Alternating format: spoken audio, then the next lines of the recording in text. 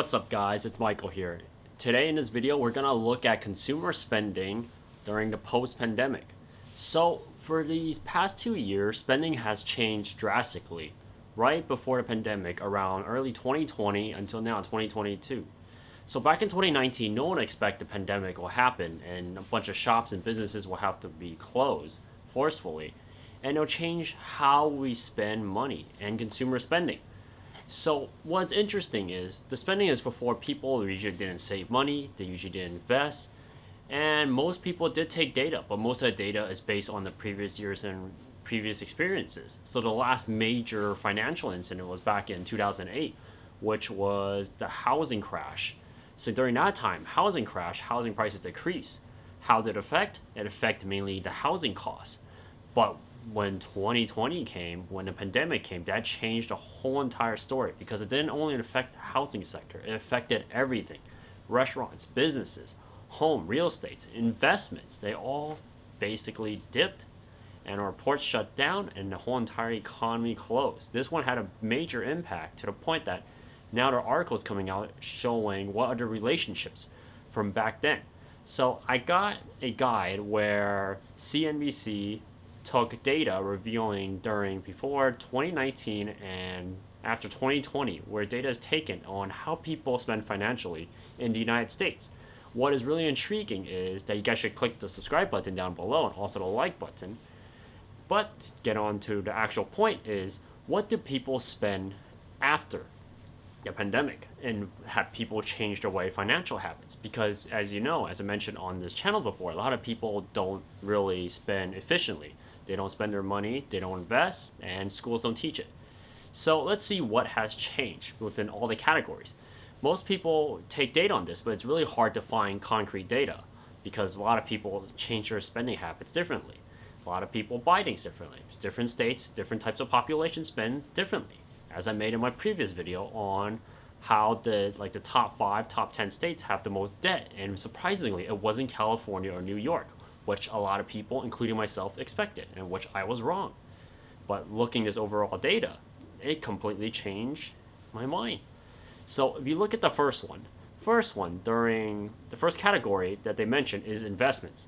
So before the pandemic, 2019, they spent around $940 on average monthly spending. And during post-pandemic, 2020, they spent $1,334, so $1,334, and that's pretty impressive. Basically, people got serious with their investments and they started investing more because they saw a lot of things were dipping. A lot of like stocks, bonds started to crash, and real estate started to crash. So a lot of people spend more money into there, which makes sense. Good for them. What gets me is the next one, which makes sense because during that time inflation happened, so all the prices and goods went up. And the next one is pets. So during 2019, on average, that monthly spending over the United States is $160. Okay, then during 2020 is $197, with an average of 23.13% increase, which makes sense. Okay, fine. That one's acceptable. Education. Okay, education is pretty broad at how they put it. Does include high school, textbooks, college. I'm gonna assume this is more college.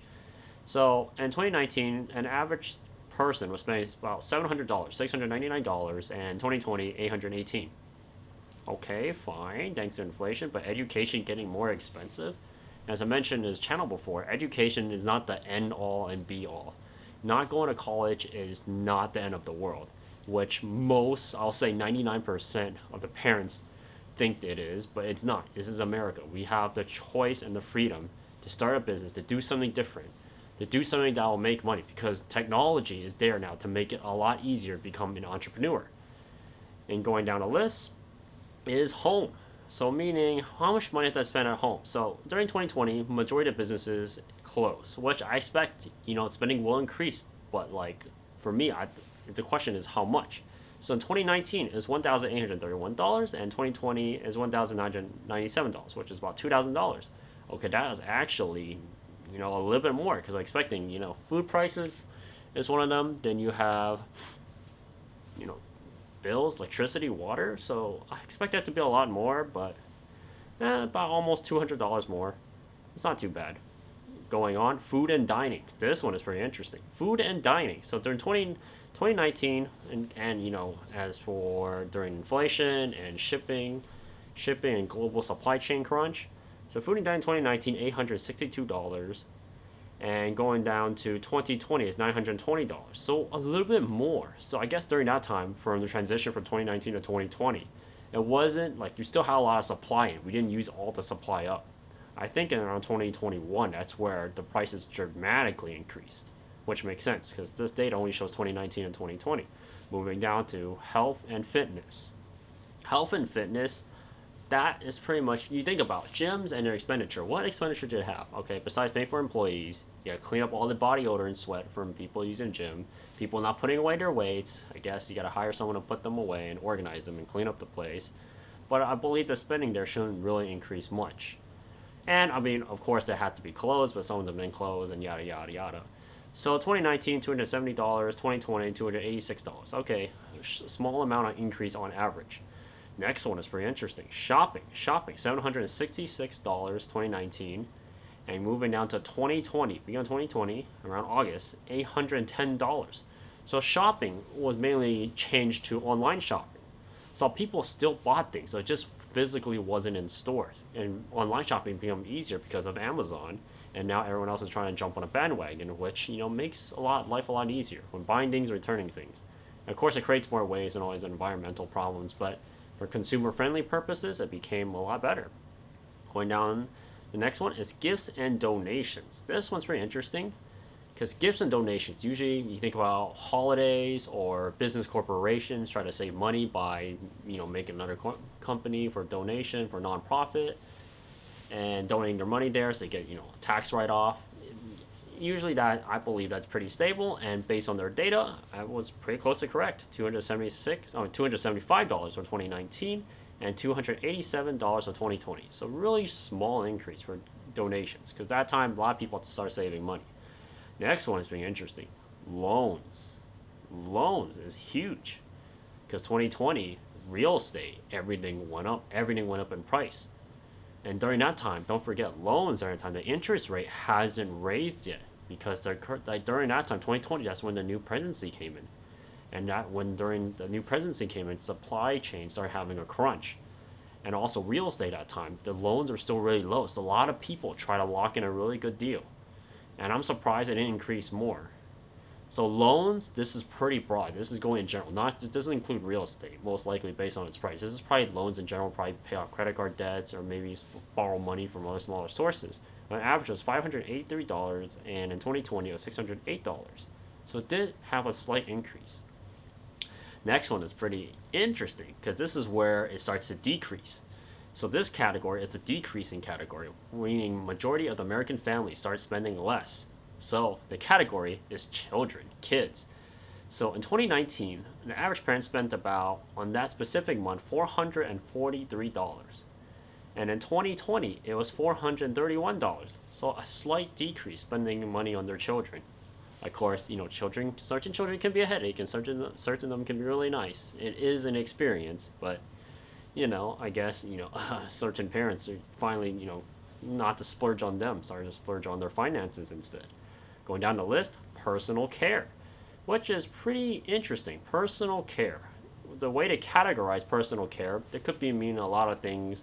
It could be, health and fitness, gym, maybe buying supplies, maybe toilet paper. Maybe you couldn't buy toilet paper. That could be one of them, personal care. But it's pretty general the way to put it. So $133 for 2019 and $127 for 2020. Really slight decrease. Nothing much has changed. Next one's very interesting. Fees and charges. So fees and charges, you're mainly probably looking at credit card debt. That would be one of them. That's really important. Credit card debt. Maybe internet service bills. This could be looking at water bills, electricity bills, maybe loan bills. Because fees and charges can relate to a lot of things.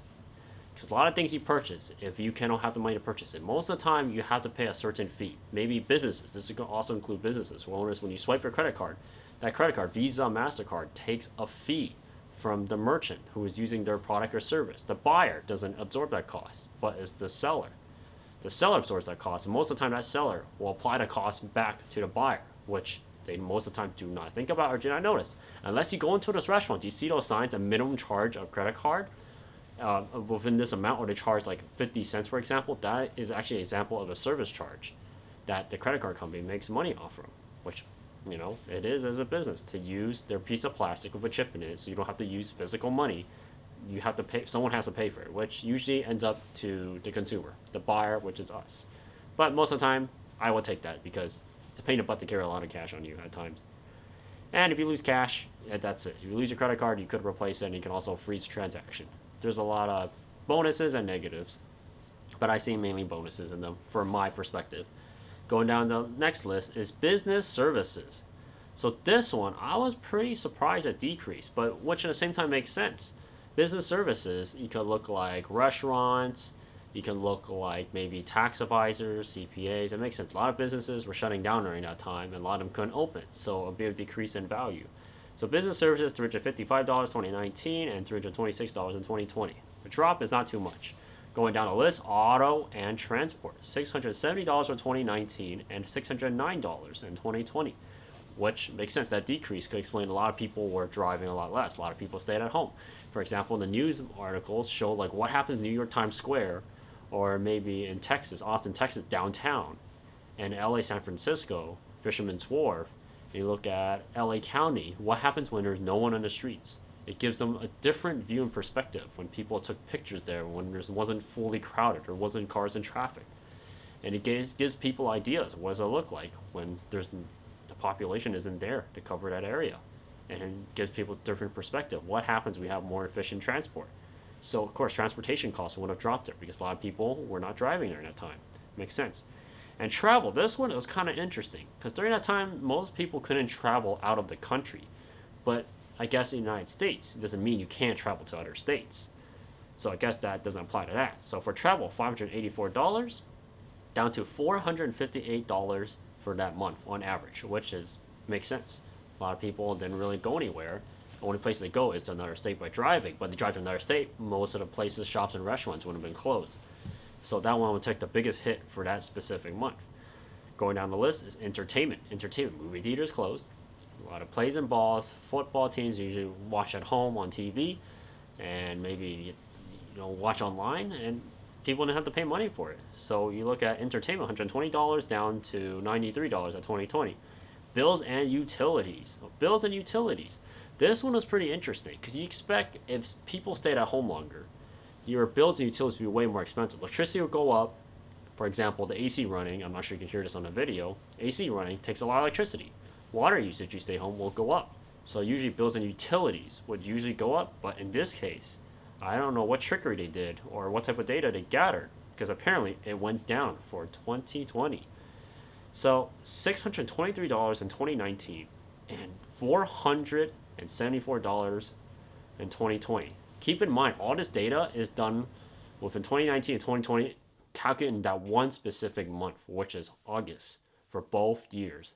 So this is a big change for the average American. And the last one is pretty interesting too, financial. Since like this channel, you should click the subscribe button down below and a like button because we like to cover finance in this channel and teach people how money works and teach people how to save and invest in themselves. So if you don't learn something in college, you can just watch channels like my channel or other channels that specialize in financial topics, because maybe it gives you an idea and maybe you can speak with a financial advisor and change the way how you budget your life and your finances. Because keep in mind, if you have spare money in hand, you won't be really scared and nervous. Like for example, in 2020, what the people like us, a lot of Americans definitely were really scared because they were living paycheck to paycheck. Maybe if you have like an emergency fund, maybe if you kept investments before instead of splurging on everything else, then you wouldn't be in that specific situation.